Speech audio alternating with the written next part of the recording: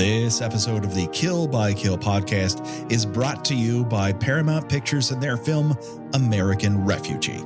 The bunker thriller American Refugee is now available on digital and on demand. In the midst of a societal collapse, the Taylor family's last chance at survival is a neighbor's bunker, where their fate lies in the hands of a family patriarch. When tensions rise, who can really be trusted? Buy or rent American Refugee and watch it today. American Refugee is unrated and brought to you by Paramount Pictures.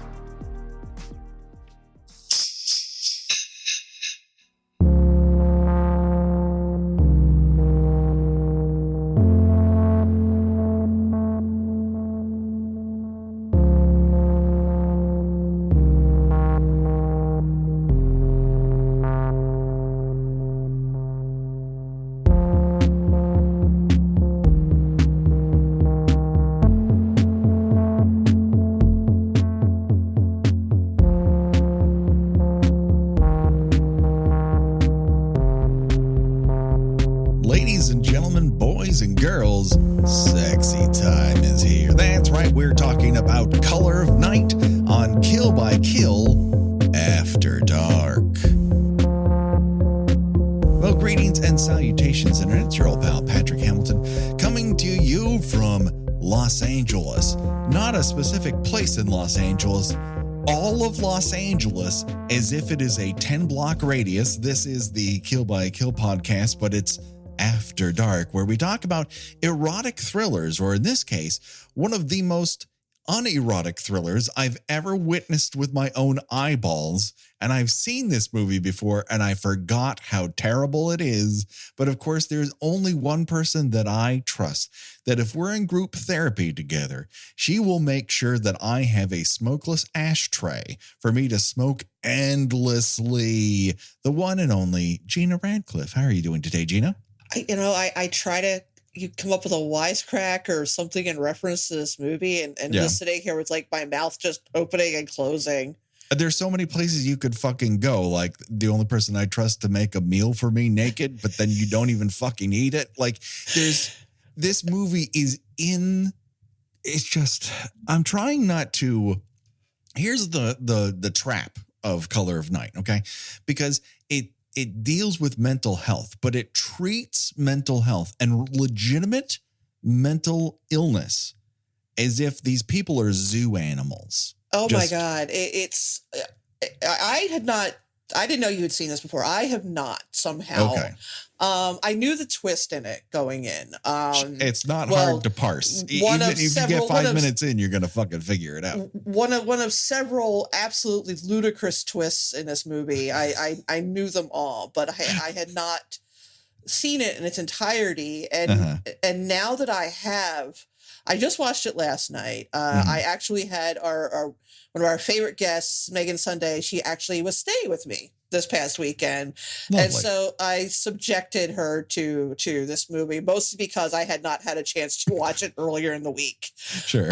So we're like, well, what the hey? You're here. You get a kick out of these movies. Let's watch it. And we are both just absolutely stunned by the end of the movie. It's unbelievable. Just blinking white man gif all the way. This is like Hitchcock if he had a major brain injury. It thinks it's so fucking smart. It thinks this is so sexy. Oh, and it is. And I will give it to every performer in this motion picture. They are legitimately trying. Even Bruce Willis. No. Yes. I have to stop you there. No. Yes. He's fucking terrible in this. I agree he's terrible, but he is legitimately trying to not be terrible. Listen, I can tell you the difference between Bruce Willis trying and Bruce Willis not trying. And it's illustrated by Die Hard. In both Die Hard and its sequel, there are scenes in which Bruce Willis cries over the emotion of how much death and destruction is happening around him and the possibility of losing his wife and his family. In here, he has a scene that requires him to be emotionally connected to actual events that occur on screen, and he manages to convey this. Like, he is legit trying in this. He's not this unemotional. I will film any movie you have. Give me $2 million and I'll go to Bulgaria. Like, that's a different level. Well, of Bruce Willis. if we're talking comparing Bruce Willis then to Bruce Willis now, then yeah, but that's a low bar. But when you've got like Brad Dourif in your movie and Lance Henriksen, and you've got somebody playing two different characters, well, I guess three different characters. She might be playing 5 different characters. We don't see all the characters. You've got Kevin J. O'Connor, who's playing his usual hammy, creepy guy. Yes. And they are all of them just tearing off chunks of scenery. You know, with their bare hands, and then you've got Bruce over here just sort of simmering, and he's got that one like manly tear, and yeah, I appreciate that he's able to cry on cue. That's a hard thing to do, particularly for male actors. Fine, I will give you that, but I mean, he's just not. Ruben Blades just who thinks he's in another movie entirely. You know what? I think Ruben Blades is in this movie, and this movie has asked every single participant to go to 11 and then times 2 it. It's just everyone is asked to be at the height of their mania all the time the camera is pointed at them. So in essence, like, there are very few people in this movie who are not acting to the Ruben Blades level. Like, Eric LaSalle kind of floats through this movie where he just like delivers some dialogue and he's out. But everyone else is really trying to match the Kevin J. O'Connor, Brad Dourif, Lance Henriksen energy. Like Leslie Ann Warren. Oh my God. Leslie Ann Warren? Oh. What are you doing? Are you putting your hand between my legs? No. Like, if this is sexual excitement, I've never experienced it, I guess. Because it is fucking wild what she's trying to pull off in this movie. And this is what the movie is asking every single one of these people to do. Like, I think it's one of those movies where a character is introduced who is just walking sex. Like the minute people see them, they're just like, a Tex Avery Wolf, just, the tongue rolling out and oh my God, I've never met anybody like this before. And boners, lady boners, just all boners, just, making you question everything you've ever known about love and sex and it makes you do weird things like narrating when the person walks into the room. Oh my God, no one can pull this off. If this was Dustin Hoffman, if this was Laurence Olivier, there's just no one who can pull off the Mike, noir. this Mike Hammer, and then she floated into the room like in real time, like an angel on gossamer wings, and floating as if her legs are not touching the ground. Like, if you met somebody like this, you're like, knock it the fuck off. And they've all, the twist in this is when all these people are talking about this character. Yeah, they're all talking about the same person. Yes, and this person has such a powerful grip on them that they all lose their fucking minds. Like, how does she have time in the week, Gena? How does she have time in the week? And also, the big question: how old is this girl supposed to be? Because boy, they are real cagey with that. Yes. That everyone says, oh, too young for me. She's very young looking. Very young. Wink, wink, young wink. enough to pass as a teenage boy. So and you note that when they mention how old Richie is, they never mention how old she is. Yeah. In contrast to, well, is he your younger brother? I hope. Because I'm kind of thinking they were actually supposed to be twins, which would make her 16. Yeah, that's first off. But yeah, Jane March not 16. She does not look 16. Well, no, she's 19, which is still pretty young. She's 19 in this motion picture? She is 19 when she made this movie. Holy fuck, this is a crime. And there We're are witnessing some, a crime. There are some scenes where she looks pretty young. Yes. But also, not to body shame anyone, and as someone who has very weird teeth, I feel like I could say this. Sure. She's got some weird choppers, and they're distinctive. You could place them in a crowd. Like once you see Richie with those teeth, anyone else with those teeth and that mouth, you would go, Richie? Because she has a very small face, very large teeth. At one point, she gives serious "Love That Joker" vibes. Yeah, and the fact that nobody recognizes her because she has glasses and a short hair wig on. Oh yeah, no, it doesn't matter if she's a fucking redhead. You would figure her out in a goddamn crowd. Like, there's just no way you would look at that and go, "That's a totally different person." Yeah, she runs out of Leslie Ann Warren's house at one point with this long red wig on. Bruce Willis looks right at her, does not recognize her. Straight up the pipe and goes, "No. Someone just left your house." You mean the 19-year-old you're currently having sex with and giving therapy to in a short wig? Come the fuck on. So many rules, so many laws being broken, so many ethical rules being broken here. This is the thing. You're killing me here, Patrick, by making by making us limit this to under an hour, because you can't. There's so much going on. You could do a minute by minute breakdown of this movie. You could do an episode just on how many times the director uses a split diopter, but also uses it wrong. You could right. There's this scene. They have this scene, Bruce Willis and Jane March, where they have dinner together, and rather than, because obviously they are not, they film these scenes separately from each other, and that's why they did it this way. There is never a shot of them together in frame sitting at the table. Instead, they go back and forth he is shot way close up. Yes. And she is shot kind of at an angle and soft lit, even though she's 19. Right. It looks like they're trying to make sure she doesn't have any wrinkles. Like, she does not have any wrinkles. Stop it. And right. When you see him looking at her, she is also shot in a split diopter that makes it look like she's actually sitting behind him. Right. Well, yeah, because she's in a mirror, because everything is a reflection of herself. Because they are actually sitting at a table across from each other. Yeah. And this is, there's a split diopter shot in which 4 people are in the shot.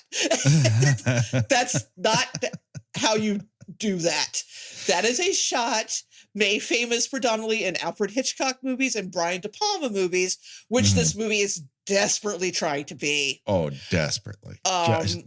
Just clawing onto it with every single fingernail it has at its disposal in order to be even remotely considered a thriller on that level. And it simply is, it is fantasy. This movie is a crazy fantasy of someone's. It is a fantasy written by someone who has a lot of beef against the psychiatric industry. Oh my God, yes. Yes. And yet also at the same time the mentally ill as well. Yes. Well, they're jerks, and so are the people trying to treat them. No, they're not jerks. They're daffodils, which is definitely an expression I have never heard. Yeah, but this movie tries to make, like, they're literally making fetch happen. Yeah, they're trying to make daffodil happen as a disparaging term for the mentally ill. So I'm going to propose something in terms of this movie, and I want to see if you are okay with it. I believe that this is the erotic thriller version of Predator. Okay, how so? This movie is Predator. It contains a creature that cannot be real, who's able to mimic other human-like people and fool them and murder them one by one.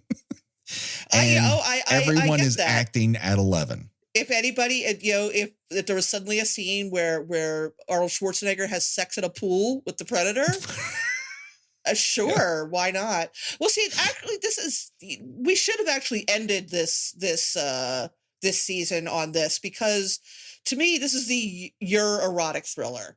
This is because it's got a therapist, which we've not covered a movie that involves a psychiatrist or a therapist, getting involved with a patient. Not getting involved with a patient, although Dream Warriors does have some of those elements. Not romantically. No, not romantically. Probably a little more personally than they should have, but not romantically. Sure, yes. You've got a glaring age difference in the male and female leads. Yeah. You've got impossibly athletic sex. You've and got so much of it. Like, 10 minutes of this shit is a lot to take. Yeah, so far this might be the longest and least sexy sex scene we've covered. And surprising no one, perhaps, Maxim chose as the sexiest scene in film history. Not that year, not that month, not the 90s. All of film, and we'll get to that. Who are these minute. people, and when will they be brought up on charges? Because listen, Jane March, obviously a lovely woman, at 19, whose body you don't want this is if you're, as my friend once said, who did a nude scene in a movie. She said, like, if you're gonna do it, why not do it when you look great? Right. So congrats to her. She looks great. But she has zero chemistry with Bruce Willis. Nope. The camera is all over the fucking places. Yep. Richard Rush is treating every moment in this movie like a stunt sequence, which makes sense for the guy who directed Freebie and the Bean, one of the most casually racist films I've ever seen in my life. And The Stuntman, in which he was, I believe, nominated for a motherfucking Oscar for. And then didn't work for 14 years until this movie. You've got split personalities, which is people, which that's the erotic thrillers love that. Yes, yeah. You've got teasing a lesbian love scene, but not actually having the guts to go through with it.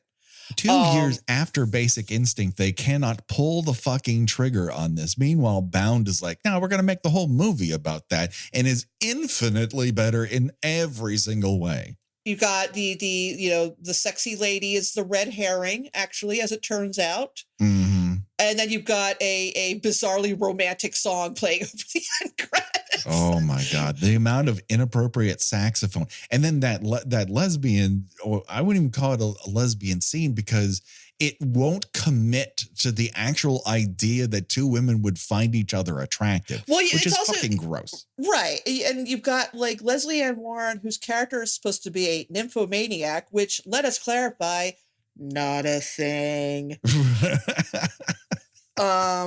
Who is absolutely, she's not like, repulsed by it, but she's all a Twitter that she's got this, very young, very attractive woman, upper ass, almost literally, not nearly enough for my taste. Waka waka. And then she's at her therapy appointment. She's like, oh, well, I just wish she was a guy. And it's like, honey, you're bisexual. It's okay. It's fine. You're fine. Like, no one fucking cares. You're like 50 years old. God bless you. You're discovering something like this about yourself. So not late in life, but at a time where people really think that part of their lives is starting to dry up a little bit. Right. I mean, that's actually a wonderful thing. Go with it. I mean, but she's like, oh, everything's great. I really have feelings for this person, and she's really into me, and wants to sleep with me and thinks I'm the greatest things in sliced bread. But I really wish she had a penis. Well, that could be arranged too. Yes. All you have to do is go to a store. Yeah, this is not the impossible blockade that you think it is. Like, it is a lack of imagination here. That, oh my God, this movie is so fucking stupid. But again, it's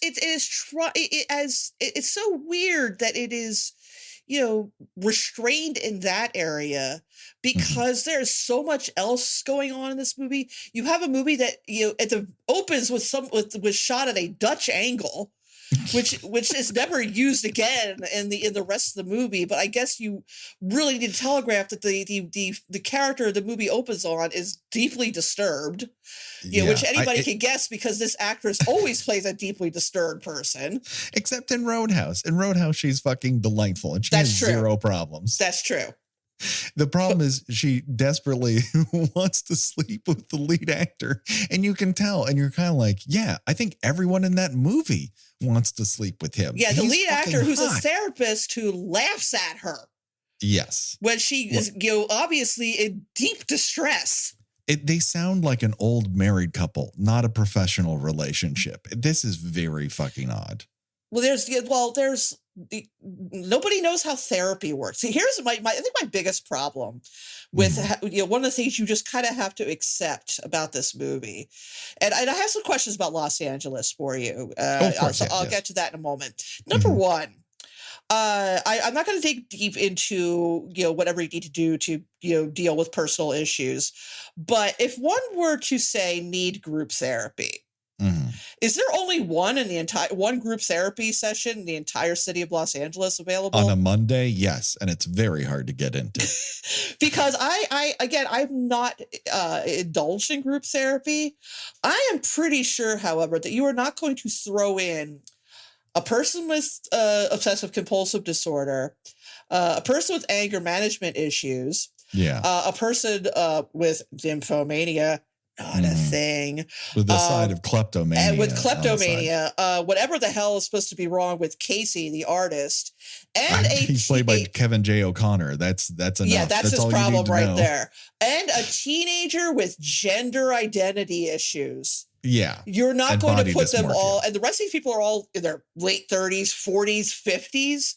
You're not going to put them all in the same group therapy together. Those are all individual problems who require therapists that specialize in those problems to be in group therapy sessions with people who have those same problems. Yeah. And the best I can tell is that Scott Bakula, who is who is a walking smirk in a suit, the boxiest suit I've ever seen in my life. It almost gets to the point where it's like a walking rectangle. He is monitoring this group therapy session, which seems to consist of everybody constantly insulting and screaming at each other, which I don't know how that helps. And apparently this has been going on for about 4 years. And at one point, any of them do anything. The reasoning for why a character ultimately decides to disguise themselves and start separate relationships with all of these other people is because I love them. They were like a family. And I'm like, the one that, constantly makes fun of you for because they think you're gay when you're not, because they don't understand what being transgender means. That's your family, that you would go to these absolutely ludicrous means to keep them together.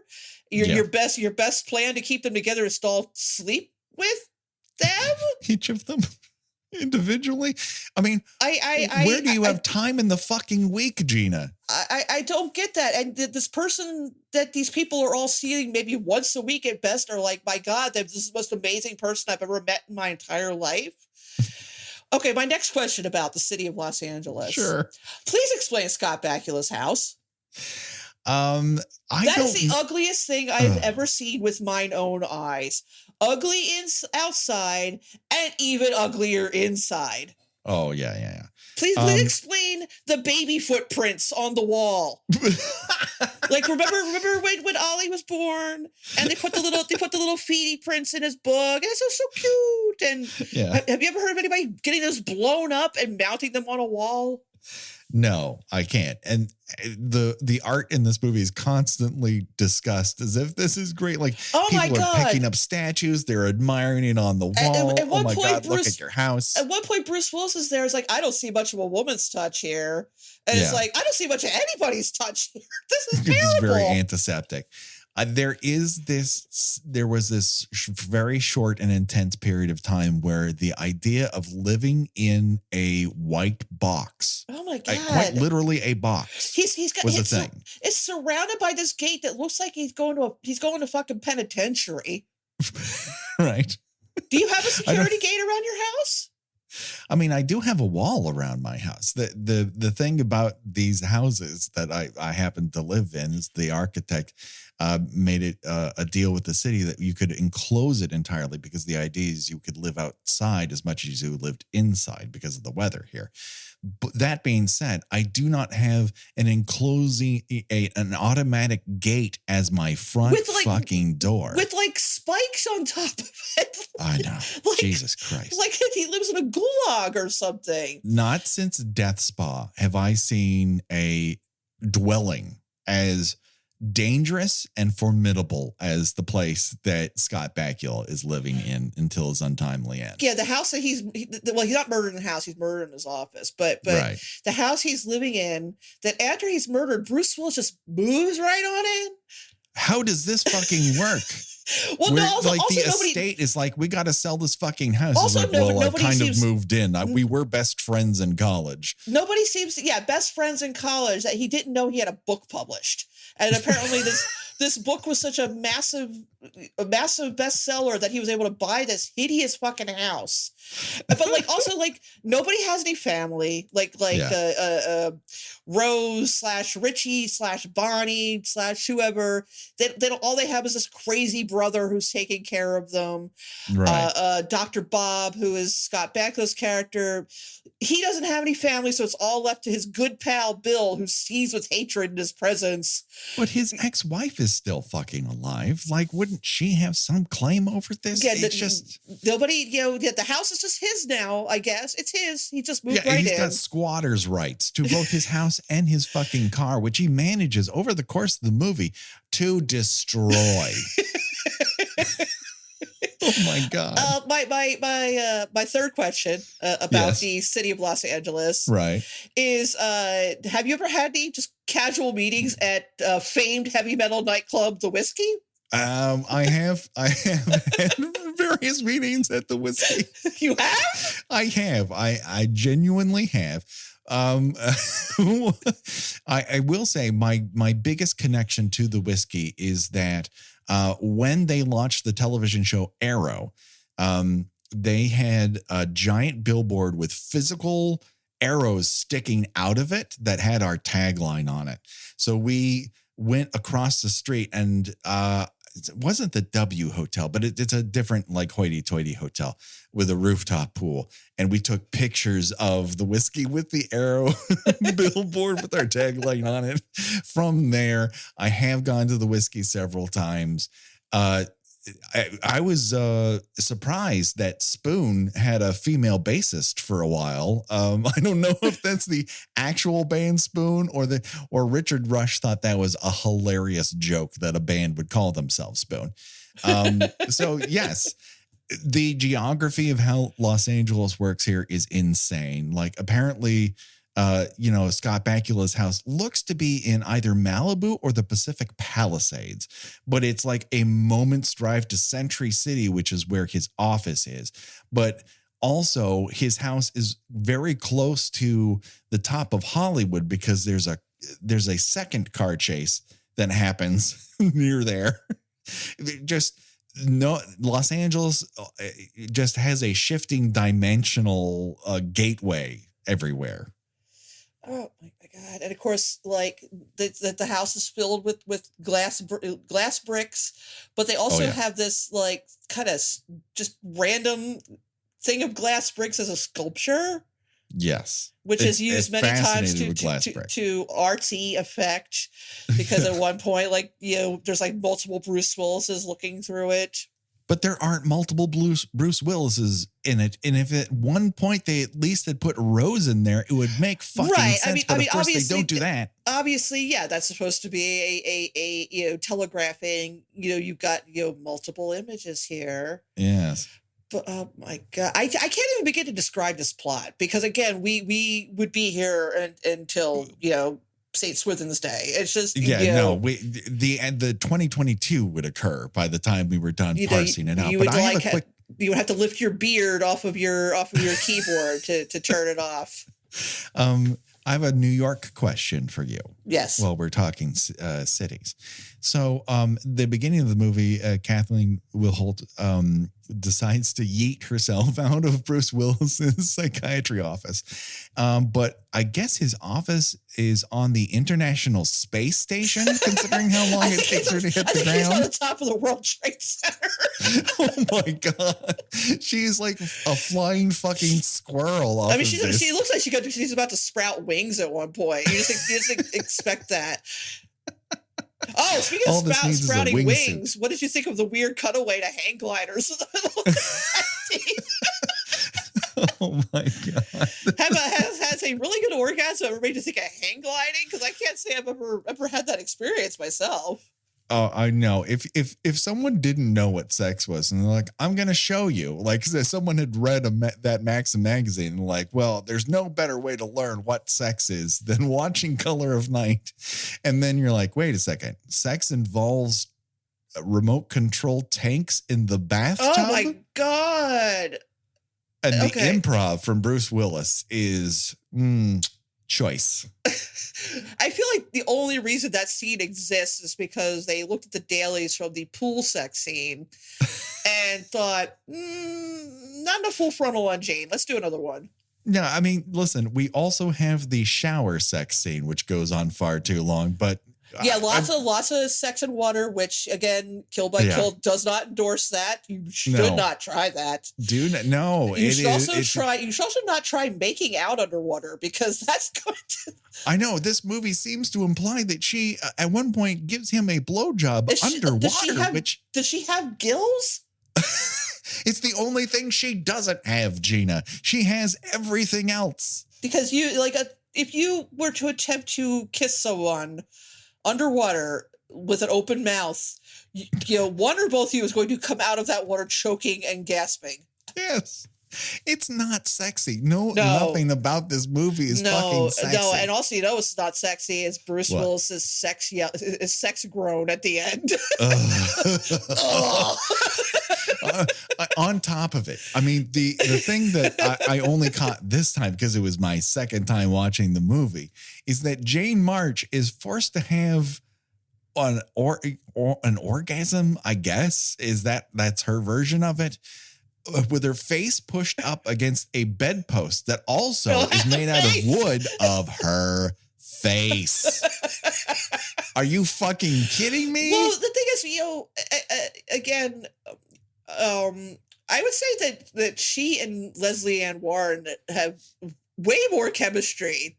I mean, if you get past, Leslie Ann Warren's constant sex giggles, being all a Twitter that this, this person, this female will be attracted to her, is, they have zero chemistry. And that's going to be a bell we're going to continue ringing through this endeavor because, again, people are having chemistry with the wrong people in these movies. Yeah. Like, okay, nobody had chemistry with each other in Strip to Kill, fine. But like...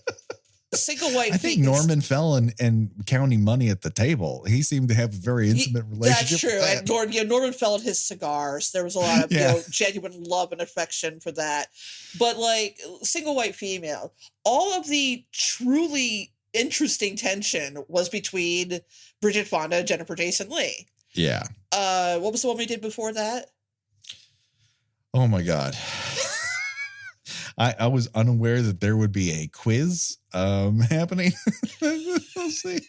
Well, I'll just leave it at that example. But generally speaking, when you have an erotic thriller, you just sort of have these characters sort of, like a small child pushing two dolls together and be like, now kiss. Right. where you are told that these people are really into each other rather than shown. And here that is particularly egregious. Well, they're attractive. Like Bruce Willis is, at sort of a prime 90s attractiveness level. I could do without, I could do without the tan lines. He's He's got it's like, you got tan, glowing white ass. Yeah. and it's like, Bruce, baby, come on. You knew you were going to be nude in this. You could do a full tanning. You know, I mean, just get in there bare butt. Nothing's going to happen. It just, or just have someone spray you down with something. Just sure, yes. The glowing white butt's a little too copper tone ad for me. I could do without it. But yeah, he looked good. She looked good. The saxophone music tells us there's an immediate attraction when she shows up. Yes. Thank you very much, saxophonist. You can tell saxophone is happening, the sexiest of instruments. But they have this very awkward dinner together in a hotel restaurant, like they're 75 years old and going for the early bird special. And again, I'm sorry, I lied. I have another question about Los Angeles. Sure. You do have restaurants there, don't you? Oh, yes. Lots of restaurants. Legitimately a very good food town. And I would never in my wildest dreams go, you know what we need to do is have a meal in a hotel that is legitimately a no-go for me. Yeah, I mean, presumably there are restaurants you could take someone, specifically if you're looking to fuck them afterward. Right. I mean, come on. You don't take them to the Hyatt for dinner. Maybe take you to that that omelet buffet or something. But anyway, right. So he inexplicably takes her to a restaurant at a hotel. They have this very awkward dinner where he's trying to talk about his hysterical blindness or whatever the fuck he's supposed to have. And she's like, so what color's my lipstick? And then she drops the lipstick in a glass. I'm like, is this flirting? I don't know. This movie's relationship to lipstick is very crazy. And then the next time, and then they walk out of the lobby and he just yanks her behind a pillar and starts taking her clothes off. Oh my God. And it's like, cause it's sizzling, the heat. He can't help himself. So much heat between the two of them. And then she's like, no, I don't think we're going to do that. I will say, the thing that is a big tease in this movie that you think, oh my God, if this happens, like this is going to be so cool. And that is metallic knife glove, where it's like almost a Wolverine. Right. Let me just backtrack a little bit. The hysterical blind, there was a term for it. It's probably made up, but so after Bruce Willis sees this patient kill herself, he is so traumatized by it that he no longer can see the color red. Yeah, not any other color, just the color red. Just the color red. So what does that mean? He can't recognize danger. Yeah. I'm wrong. This movie's great. Yeah, it's perfect. On the page, like I'm sure they pushed away from the desk, they're like, threw the page in the air like Stephen J. Cannell, and they're like, we done did it, everybody. Her name is Rose and he can't see red, so he can't see what's wrong. He can't see the real her. Oh, fuck. Give me a goddamn break. She has a fucking tattoo with the name Rose on it, and no one fucking notices this? Jesus Christ. I love that Scott Bakula has his secret photo album. Where he just has like nudes of his ladies. Yeah, nudes of his ex-wife and nudes of... Also, why is he hiding them in his own house? I don't know. Who's he hiding them from? Nobody lives there. Just have that shit laid out, man. He's hiding a completely separate photo at work. Oh my God. Not only does this movie have egregious saxophone, but a metric ton of Casio farts. And then the audacity in the quote unquote lesbian sex scene to have harmonica, electric harmonica. Like, what does that mean? Is that please, our LGBTQ plus audience, reach out to us. Let us know, is sax to heterosexuals as harmonica via Casio is to lesbians. I wouldn't know. And usually I would do my own research and I wouldn't reach out to you otherwise, but I am baffled and I desperately need your help. I feel like we don't really need to explain the twist because this movie, it didn't do very well at the box office, but I think that the twist in it became notorious for just how weird and how implausible and how, to be fair, like a lot of movies, how, much of a lack of understanding of how multiple personality disorder works, where apparently you could just force someone into developing it within like a year or two. It's sleepaway camp syndrome. We have like a sleepaway camp sitch happening here. Right. You've got this, but not handled as well. That's right. Yeah. Sleepaway camp is better at this than Color of Night, which is terrible. Like, it's weird how the threads are getting pulled here. So we have a movie that doesn't understand multiple personalities or hysterical mania. So this and Jade are connected. And then you also have gender dysmorphia and you don't understand multiple personalities and we're connected to Strip to Kill. The only movie that is currently an outlier is Single White Female. Note, the only good movie we've covered. Well, we knew this was going to be rough sailing. That's why we're gonna finish up with Fatal Attraction, because that might be the best of the bunch in this. Right. Yes. And you know why Fatal Attraction works? Because you actually believe that Michael Douglas and Glenn Close want to fuck each other. Yes. Yes. You can believe that he looks at her. I mean, I think Michael Douglas could look at a lamppost and go, oh, I'm going to fuck that. That I believe. But also Glenn Close is hot as hell in that movie. Right. And it was a real, different kind of role for her because she always had these kind of very prim. I mean, she still does mostly play a lot of prim and proper type of characters. And this was considered a real stretch that a lot of people didn't think she could pull off. And she did it really well. Very well. Yes. So yeah, to try to, you can't really sum it up in a sentence, but I will do my best. So, all credit to Jane March. I don't really, she married the producer of this movie, I think. Are you serious? Well, he was involved in it in some way, and he kind of killed her career because I can believe that. She was offered a lot of work after this, but he insisted that she couldn't take the part unless he was given an executive producer part in it. Oh my. So she's not done much of note since this. Okay. When she plays Richie, she's not bad. She's I mean, you could tell it's her, but she does this whole sort of stuttering teen act pretty good. It's not terrible. She's actually less believable as a sort of fragile, I'm this delicate little girl. I need this big man to protect me with his penis thing. And she's not very good in the scenes with Leslie Ann Warren. Although, again, they do actually seem to have genuine chemistry. But okay, so Richie is this teenage quote unquote boy. I really like it when you say boy that way.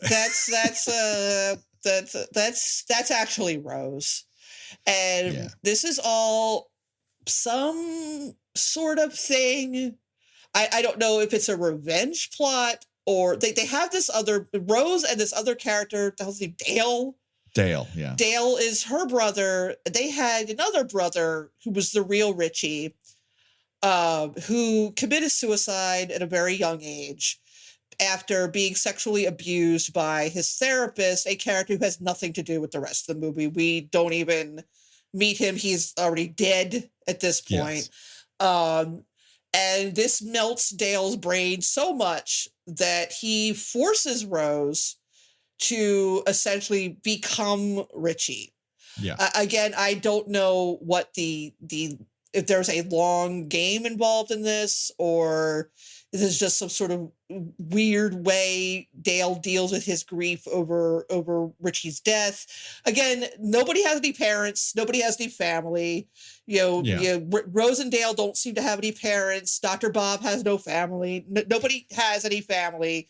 The only time anybody the entire cast is full of characters who previously exited a Disney film. Parents are dead. Right. The only time anybody mentions a family is Lance Henriksen, and they've been murdered. Yeah. Did you get that weird? Because apparently, like, the theatrical version did not have that weird twist with him and Ruben Blades, like they both slept with the same woman or something like that. And no, I remember that being in the theatrical version. You saw this in a theater? This was at a time in life where I saw everything in the theater. Even I didn't see this in the theater, Patrick. And movie tickets cost $6. You would just go and you wouldn't even know what you were going to see until you got there. And like, oh, it's 3:00. Time to see Waterworld. Hadn't planned to do it, but you know what? Time to see it. Well, so, I hope you got those $6 back. This is the same fucking fall that Pulp Fiction comes out. That's probably what I saw instead of this, because I saw Pulp Fiction like 5 times. Yes, but this and The Specialist, they all kind of came out. I don't know why The Specialist in particular. I'm not done explaining this twist. Oh here. No, but far from me. Please continue. So Rose as Richie, I guess, gets into some sort of unspecified trouble with drugs. Now, again, the movie plays a little bit fast and loose. Not surprisingly, it plays everything fast and loose. With either Rose is aware of of herself when she's playing Richie, or she's not. At the end of it, it seems to be some sort of, she phases into different personalities, whereas the rest of the movie seems to portray this as a coping mechanism. She's right. She's conscious of the fact that she is pretending to be someone named Richie. Yeah. And so as Richie, she's gotten into some sort of trouble and is court ordered to go to therapy with Dr. Bob. And so why they go through with this rather than, skipping town or whatever, Dale just goes ahead and lets Richie go into therapy, Dale has a thriving furniture business, which sort of seems counterproductive to forcing someone to develop a second personality. Yeah. And then apparently Rose as herself has gotten so attached to these people she meets in therapy and Dr. Bob that she develops a third personality named Bonnie and starts separate romantic and / sexual relationships with all of these characters. Yes, but in very specific ways to their, mental health issues. But as to Bruce Willis's character, Dr. Bill, Dr. Bob, Dr. Bill, she is presenting herself as herself. Yeah. Now, it is unclear to me if she was Rose or Bonnie to Dr. Bob, because we never see them together on screen. Yeah. But so she is kind of juggling at least 3 different personalities to sort of, remain in this circle with all of these people together. Yeah. And then why does Dale decide he has to kill Dr. Bob? I've already forgotten that part. Because he's afraid that Dr. therapy is court ordered and Bob will not release Richie from therapy. And he's also afraid that eventually Bob is going to figure out that Richie is actually Rose, the woman, or Bonnie, the woman he is sleeping with. Bob, after death, should still be brought up on charges for not recognizing that the person he's sleeping with, the 19-year-old he's sleeping with, and the teenage boy in his Monday group are the same fucking person. But okay. Yeah, they just really just sort of like brush off, like it just ends. Like after Dale is revealed to be the true killer. Not that the movie ever really makes it seem like it could be Rose. That they don't do a very good job of setting cool. Cause at one point they decide they're going to try to make this movie is all red herrings. There's like 6 different red herrings. Yeah, the movie just ends. It's like there's no, you've got again, Ruben Blades sort of playing an almost comic relief type character. I guess so. I mean, at one point he shouts, "Doesn't anyone know the license plates numbers?" He's been literally nailed to a wall. And he's still wisecracking about daffodils at the end of the movie. Oh my God. Any other person would have passed out from pain and blood loss. And he's still, hey, get me down from here. Come on, bring me a Band-Aid. You have multiple nails in your hands and fingers. You have been literally crucified. You've been crucified on a piece of wood. Meanwhile, Bruce Willis is pulling some fucking Die Hard bullshit, swinging on chains to catch Jane March in mid-fall. I mean, it does explain, like, at one point, I think you and Megan had reached out, like, why are there car chases in this? And it's because Richard Rush is a stunt aficionado. Like Freebie and the Bean is filled to the brim with a million stunts. And obviously, so is the stunt man. So when he comes to the table, like, you're going to have dozens of these crazy, wild stunt sequences that have shit all to do with the erotic thriller this is supposed to be. If you haven't read Roger Ebert's review of this, it's of course very funny. He goes almost a full paragraph on this absolutely inane scene in which the person driving this car, which presumably it's Dale, who disguises his voice, even though he's got a very generic young white guy voice. Yeah, 2 years before Scream, someone is changing their voice, but instead of a cool older man, it's a baby voice. It's a baby voice. He's like, come on, and they thought this will scare people witless. Oh my God, Jesus! You try to guess who I am, you cocksucker. I got a little baby voice. Like, what the fuck? It's like, why are you driving by the airport? What the fuck is going on? I pictured the baby from remember the Looney Tunes cartoon where he he finds the baby and like the baby's actually like a gangster. Yeah, like vaping in one scene. Basically, you have a little man situation going on here. Oh my God. But anyway, so he is tracking Bruce Willis, and Bruce Willis is at the bottom of a parking garage, and this car has gone to the top of the parking garage, and is kind of tracking him while he walks, which is filmed in a way there's no possible way he could see him. No, on the ground, and then somehow manages to perfectly time pushing a car off the edge of the parking. Also, in Los Angeles, do parking garages not have barriers? He pushes the car through a barrier. Oh, does he? It looks like it just goes right over the edge. They would be built in such a way you couldn't just drive through it. Most of them are concrete. I don't know how this occurs. This is the same guy who manages to stuff a rattlesnake in a mailbox. Yeah, nothing comes of that. Nothing comes of that. And oh my God, it fucking takes forever for that where he's like looking over at a gardener and then a car goes around the gardener's truck and almost runs him over. You're like, what the fuck? Well, I love that, like, Ruben Blades is going, oh, don't take over that therapy group. They're all crazy people. They're going to kill you. And then Bruce Willis like, hey, somebody put a rattlesnake in my mailbox. And Ruben Blades is like, nah, that's stupid. Yeah, what are you going to do? I almost killed somebody on the train tracks. And Ruben Blades like, well, I told you not to take that Monday group. I mean, we all have to deal with our, job issues, and this is yours. Yeah, another great example of the erotic thriller cop who could not be less interested in doing his job. Yes, which is why it's so fun when he gets nailed to a piece of wood. Oh my God. I also love in that scene in which Ruben Blades shows up to the Monday group, and it's kind of like, you're telling me you were all sleeping with the same person, you didn't know it.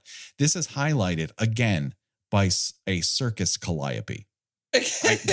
Like what the fuck? I do covet Kathleen Wilhoit's lipstick carousel. Oh, that is very fancy. I don't wear a lot of makeup, but I might start if I could get something like that. With that kind of apparatus, I mean, you would make time is what it comes down to. I will say perhaps my favorite line reading in this whole thing is by Jeff Corey, who is a fantastic character actor. He was like a real great that guy from the 50s to the 90s.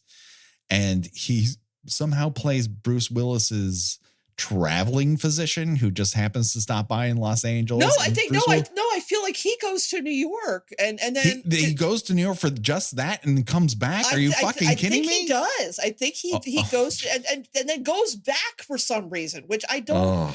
But you escaped town. Why are you coming back? There are so many opportunities for him to simply just leave.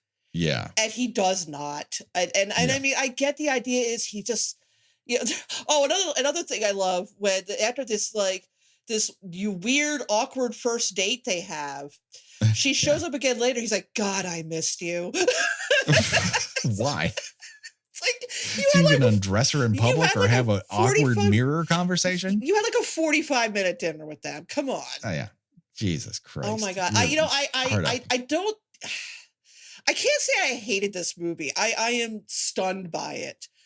It's just it's a truly I've never seen anything like it. As honestly as much as it relies on just the dustiest cliches in this genre of movie, and you know how much it just lifts you with abandon. Alfred Hitchcock and Brian De Palma. I can't say I want to tell people they should watch it, but if you are curious, go ahead and watch it because it's so weird.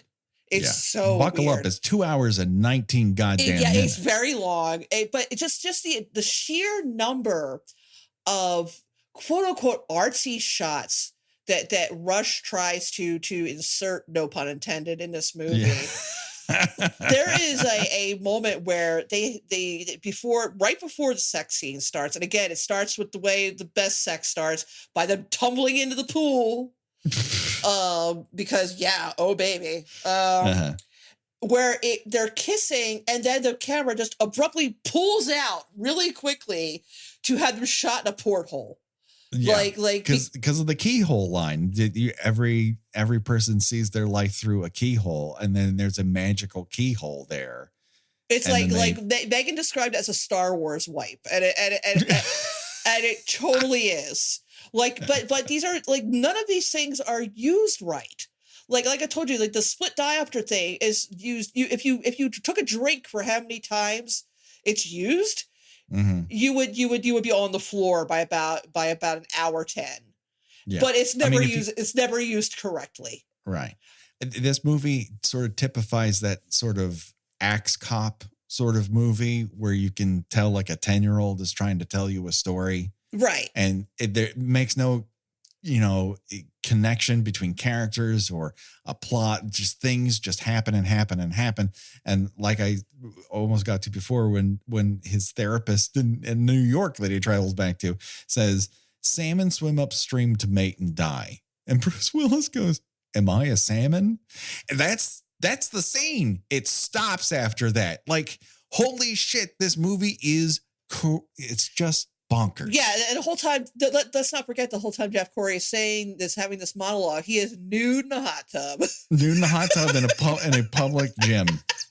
Oh, and Bruce Willis just following him around. Just following him around from machine to machine. And then he just strips and gets into a hot tub. As you do. Oh, God. The only place they don't have a conversation is in the shower. This movie is wild. Yeah, you smoke a joint, try to figure out how Rose, who doesn't seem like the sharpest knife in the shed, how she's managed to orchestrate and juggle at least 6 different relationships at the same time. How does she have time in the day? Where is she getting the money to do this? She also mentions something about that I'm trying to run a business here. And she never mentions what that business is. What business is this? The naked cooking business? At one point she is, we should mention that this sex scene goes on so long, they stop for a meal. They stop for a fucking meal in which she prepares a very elaborate meal. Steak dinner. A steak dinner nude. You don't want to grill a steak nude. And then at one point he comes home and she is making him dinner what appears to be 6 chicken breasts in the background for 2 people. You're gonna need your protein because we're gonna work you like a horse tonight. It's like, what are you making them leftovers too? Are you making them lunch for a week? What are we doing here? I'm going to put the rest of this in a broccoli cheese casserole for you. But just try to figure out how any of this would make sense. And you won't be able to. Even with the use of a flow chart, it's just not happening. So we could talk about this for 3 more hours, but we can't. we just don't have time. It's mind-boggling. But we would be remiss if we walked away from an opportunity to choose our own sex venture and death venture here. So very quickly, of all the cast members, if you were to choose who you would have sex with, who would you choose and why? Me? We're starting with me? Yeah. Well, I've heard things about Scott Bakula. Okay. I've heard things. Well, once you get those boxy clothes off, who knows what's happening? But he's also really smug. I don't like that. And he has a very ugly house. I'm not having sex in that house. At which someone moons him from a police helicopter. I'm not having sex in a bed where there are faces carved into the headboard. That's a little too haunting for me. Brad Dourif looks all right, but he's pretty weird. I mean, he's always weird. Yeah. But he's got a little anger management. But he looks like a snack in this movie. Yeah, This might be the hottest he ever looked. Lance Henriksen ain't looking bad either. He's wearing very voluminous sweaters. He's dressed like he's in Zion in the Matrix. I mean, honestly, I guess I'd have to say Bruce Willis because he looks great. Because Jane March is very attractive, but way too young for me. And this, I mean, she's not too young. She's a child. She's not too young for me now. She's like a year younger than me. But if I'm looking at like Jane March from my age now, it's like, yeah, you're too young for me. But I mean, I'd have to put a hand over his mouth before he's letting out them sex groans because I'm not like he's like lifting furniture or something. Yeah. No, I think you have to go. Bruce Willis looks fan-fucking-tastic in this, and he's acting like a human being. This would be prime time to get in on that Willis train. Yeah, I agree with you. Although Lance Henriksen and Leslie Ann Warren are pulling up fast. Okay, so now we get to choose our own death venture, where we decide of the deaths portrayed in the movie, which one would you choose and why? We have death by knife glove. Being bled out and hung on a hook with S&M equipment on. Kudos to Kevin J. O'Connor for putting on that harness. That's very brave.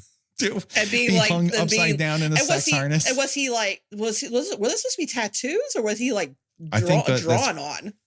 Drawn or painted on, yes. Okay. Which... the talent involved. Yeah, especially since the way that it's filmed, it appears that whoever did that, presumably Dale, did it in about 35 seconds. Yeah, that's very well done for the amount of time. Or do you want to? How does Dale? He gets a nail gun to the head.